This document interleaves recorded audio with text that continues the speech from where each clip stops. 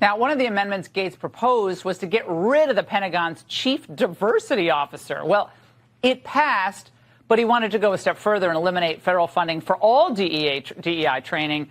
That amendment, he says, failed after 2 Republicans joined Democrats. Congressman Bacon's office responded in part, the amendment would have totally cut all diversity training for the military, which is unreasonable. All service members should know that racism and sexual harassment are not tolerated in our military.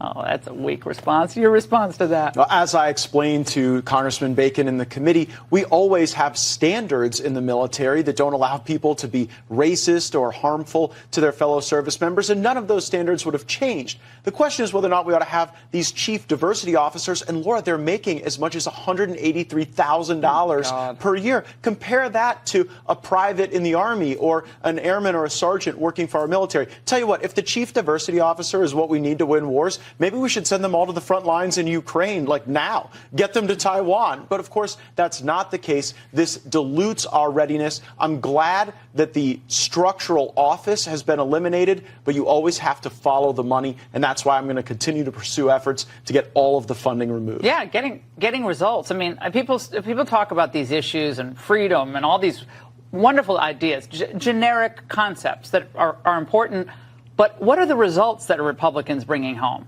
And I think you're trying to actually show people, we've done this. We've cut this. This is bad for readiness. It's bad for recruitment.